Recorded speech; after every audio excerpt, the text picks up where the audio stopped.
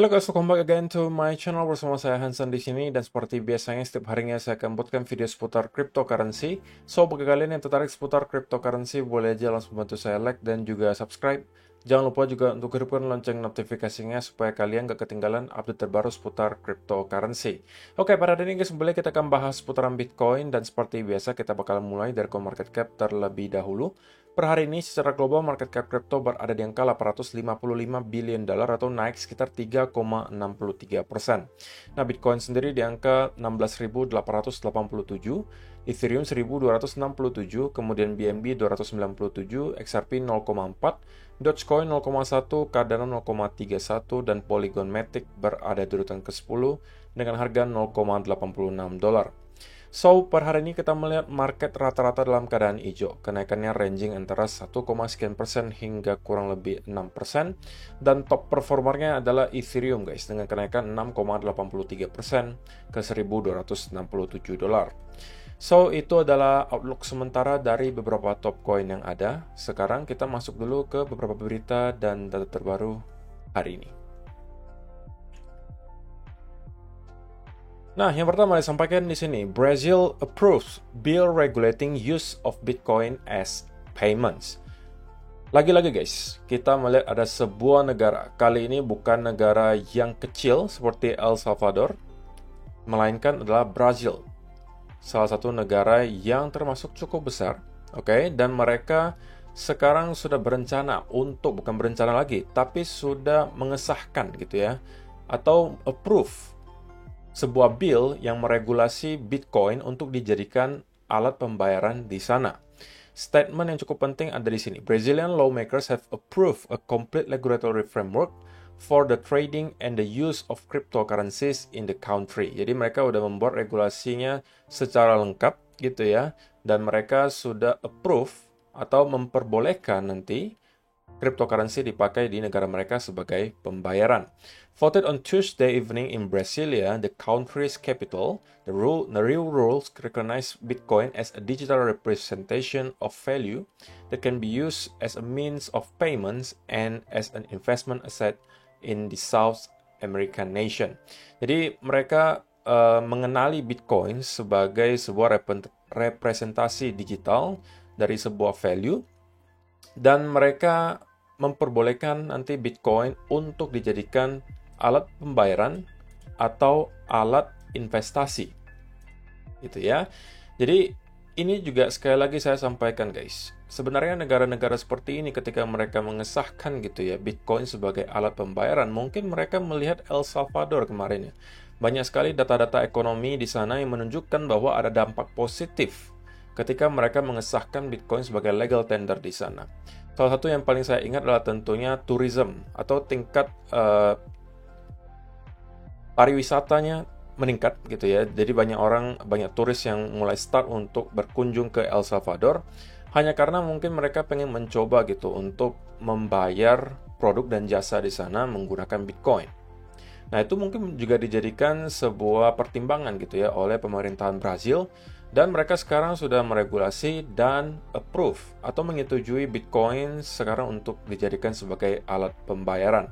Walaupun mungkin ini masih dalam proses ya guys, belum benar-benar sudah bisa dilakukan, tapi ini lagi proses. Dan harusnya tidak lama lagi kita akan melihat Brazil kurang lebih mirip dengan El Salvador, di mana Bitcoin bisa dijadikan sebagai alat untuk pembayaran di sana.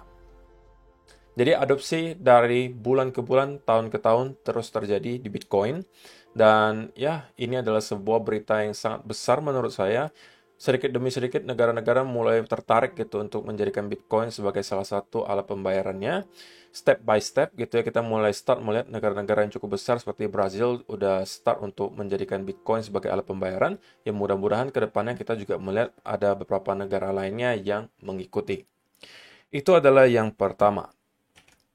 Kemudian yang kedua, Fidelity begins opening retail Bitcoin trading accounts. Jadi ini melanjutkan berita beberapa minggu yang lalu di mana Fidelity katanya gitu pengen membuat sebuah Bitcoin trading platform di mana di sana kalian bisa trading Bitcoin itu tanpa ada fee gitu guys. Fidelity, one of the largest financial service providers, has officially started opening retail Bitcoin trading accounts. Jadi kalau kemarin baru rencana, kali ini sudah direalisasikan guys. Oke, jadi para retail sekarang sudah bisa trading secara official di Fidelity. Fidelity has been active in Bitcoin industry for some time. According to the company website, it began mining Bitcoin in 2014. In addition, it launches a spot Bitcoin ETF in Canada in December of 2021. Jadi sebenarnya Bitcoin merupakan hal yang sudah diminati oleh oleh Fidelity selama beberapa tahun terakhir guys. Mereka sudah start untuk menambang Bitcoin dari tahun 2014. Kemudian di tahun 2021 sebenarnya juga mereka launching spot Bitcoin ETF di Kanada. Oke, dan kali ini mereka secara official sudah opening untuk retail-retail yang mau trading dan bisa trading Bitcoin di tempat mereka. Despite these warnings, Fidelity appears to be diving headfirst into Bitcoin as interest in Bitcoin amongst the traditional finance community continues to grow. Jadi walaupun mungkin ada permasalahan soal regulasi, nanti akan dipermasalahkan soal ini dan itu, tapi Fidelity sepertinya tidak peduli gitu ya, dan all in ke Bitcoin, karena ya mereka memang melihat interest gitu ya, atau minat orang-orang terhadap Bitcoin sekarang lagi tinggi-tingginya dan tumbuh gitu. Jadi itu adalah potensial cuan juga untuk mereka tentunya. Ya kenapa tidak gitu kan? Jadi dengan ada dua berita baik di sini, itu juga mungkin sedikit banyak yang bisa mendorong gitu ya Bitcoin pada akhirnya breakout dari trendline dan juga menyentuh ke sekitaran area 17.000 pada hari ini guys, yang kita bakalan cek nanti di chart. Jadi itu adalah yang kedua. Kemudian yang ketiga disampaikan di sini, non-whale Bitcoin investors break new Bitcoin accumulation record. Jadi kita melihat di sini ada sebuah data yang menunjukkan bahwa para retail kecil itu terus-menerus melakukan akumulasi. Di sini ada dua kategori yang dibahas, shrimp gitu ya, dan juga crabs. Kalau shrimp itu adalah orang-orang yang mempunyai Bitcoin dari 0,0 sekian sampai 1 Bitcoin. Itu kategorinya sebagai shrimp. Tapi kalau misalnya udah kurang lebih 1 sampai 10 Bitcoin, itu kategorinya adalah crabs gitu ya. Nah, kedua kategori ini sama-sama menunjukkan akumulasi yang luar biasa besar. Untuk shrimp sendiri, mereka menambahkan sebesar 96.200 Bitcoin atau kurang lebih kalau secara value itu 1,6 miliar dolar ke portofolio mereka. Dan ini adalah merupakan all-time high peningkatan balance dari para shrimp. Dan secara total, para shrimp ini sekarang memegang 1,21 juta Bitcoin. Atau kurang lebih value-nya kurang lebih 20 billion dollar. Jadi para retail kecil sekarang juga udah mulai start gitu ya untuk mempunyai porsi yang cukup besar. Sementara untuk yang para crabs gitu ya, dari yang 1 sampai 10 Bitcoin, mereka juga membeli kurang lebih 191.000 Bitcoin, oke, atau total value-nya 3,1 billion dollar di kurang lebih 30 hari terakhir. Oke, dan ini juga merupakan salah satu tingkat akumulasi yang paling tinggi. Dan kalau misalnya kalian lihat, the new milestone has broken a previous high of Bitcoin accumulation recorded by crabs in July 2022 at the peak of 126,000 Bitcoin or $2 billion bought per month. Jadi di bulan Juli 2022 kemarin kita juga sempat melihat tingkat akumulasi yang sangat tinggi sampai 126.000 Bitcoin per bulan ya guys, per bulan. Tapi kali ini kita break recordnya dan kita melihat ada peningkatan sebesar 191.600 Bitcoin. Jadi sekali lagi guys, ini adalah fakta dan data yang terjadi di belakang layar. Brazil mengesahkan Bitcoin sebagai alat pembayaran di sana. Fidelity, salah satu financial service provider terbesar di dunia, itu juga sudah memperbolehkan para retail untuk trading di tempat mereka. Dan kita juga melihat dari segi data, akumulasi dari para pihak retail itu juga terus terjadi, bahkan menembus ke all-time high angkanya. Jadi kalian jangan hanya terpaku ke price action Bitcoin-nya sendiri, tapi lihat apa yang sedang terjadi di belakang layar sekali lagi guys. Supaya kalian secara mental juga bisa merasa lebih tenang. Kalian tahu gitu bahwa walaupun harga Bitcoin sekarang masih rendah banget, bisa aja masih akan menurun ke harga 14, 12, 13, tapi kira-kira apa sih yang terjadi di belakang layarnya selain cuma harganya yang terus menurun? Apakah adopsinya juga berkurang? Apakah orang juga tidak menggunakan lagi Bitcoin? Apakah orang tidak berminat lagi? Jawabannya tidak. Buktinya adopsi terus berlanjut, akumulasi juga terus berlanjut. Cuman permasalahannya sekarang memang harganya yang belum menunjukkan gitu ya apa yang terjadi di belakang layar. Dan satu-satunya hal yang bisa kalian lakukan, ya satu, kuncinya adalah sabar.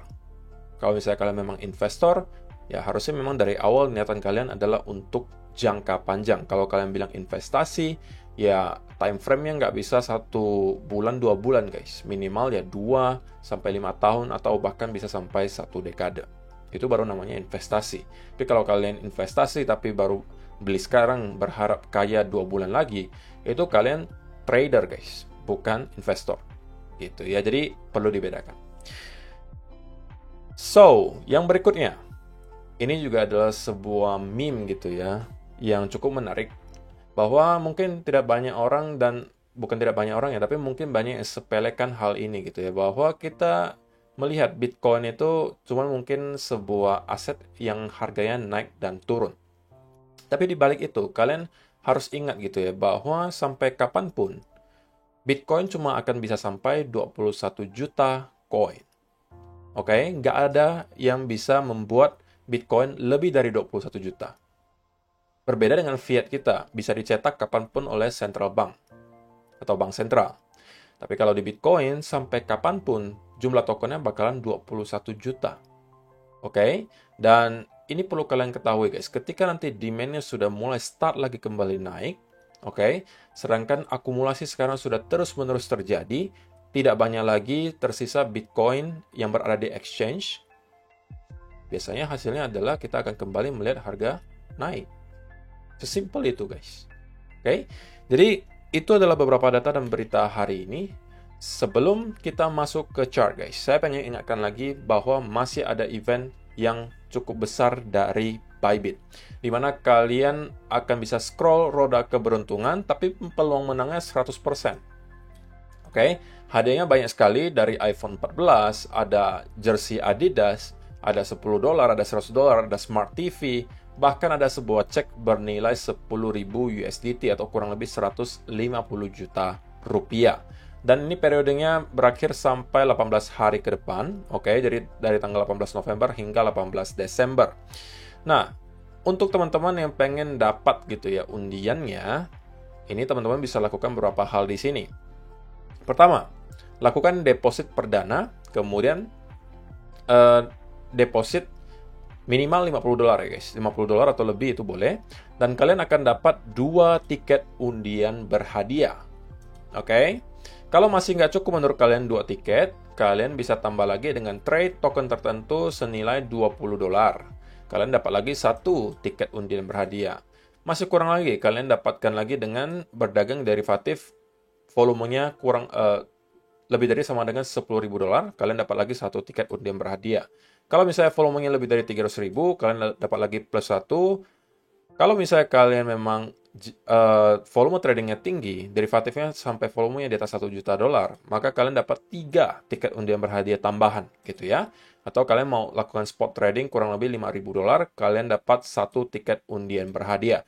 Jadi secara total kalian bisa dapat 4, 5, 6, 7, 9 tiket undian berhadiah, dan hadiah-hadiahnya ada di sini yang bisa kalian menangkan nanti. Oke, siapa tahu kalian dapat cek senilai 10.000 USDT atau 150 juta rupiah.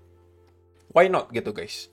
Caranya gampang-gampang sekali kok. Kalian cukup lakukan deposit perdana, kemudian trade, dan trade derivatif ketika volumenya dicapai di sini, kalian bisa dapat tiket tambahan atau trading spot minimal $5.000. Selesai. Kalau misalnya kalian belum punya account Bybit-nya, kalian bisa aja langsung klik link ada di kolom description box di bawah untuk mendaftar.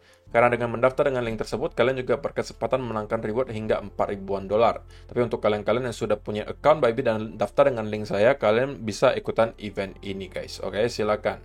Jadi itu adalah yang perlu saya sampaikan untuk video hari ini.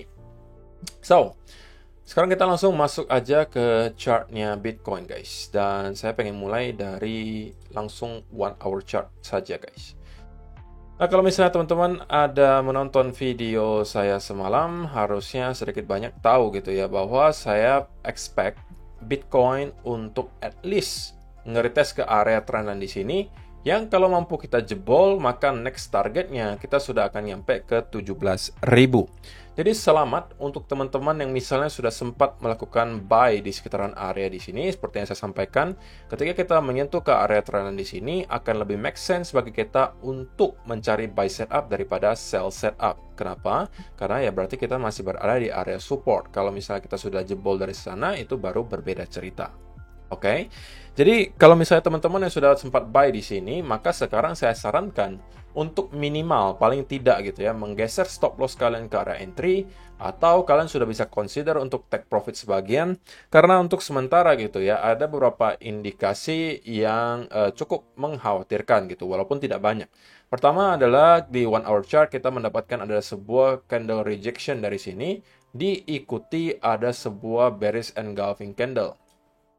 Oke, dengan adanya hal ini, maka saya bisa melihat Bitcoin di time frame kecil, mungkin di 15-minute chart, akan sekali lagi gitu, mungkin membuat drop, dan dari sini kita kemungkinan akan mencoba lagi untuk nge-retest naik ke atas di sini, guys. Oke, minimal ke 17.000 lagi.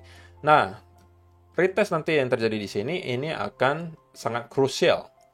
Kalau ternyata kita kembali mendapatkan rejection dari sini, maka kita berpotensi membentuk apa guys? Di sini berbentuk seperti double top. Dan ini bisa jadi kembali adalah sell setup untuk kalian. Atau potensial sell setup bagi saya lagi. Gitu ya.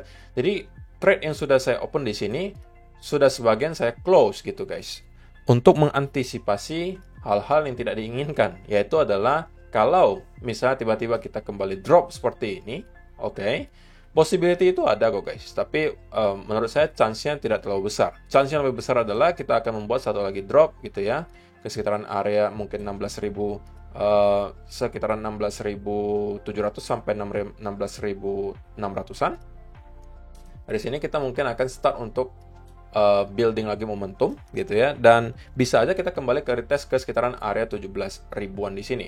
Yang kalau mampu kita break gitu ya, kemudian kita konsolidasi di atas area tersebut. Ingat ya guys, break dan konsolidasi, bukan hanya sekedar break kemudian kita kembali down. Kalau seperti itu justru adalah fake out, dan ini adalah justru peluang bagi saya untuk sell juga sama.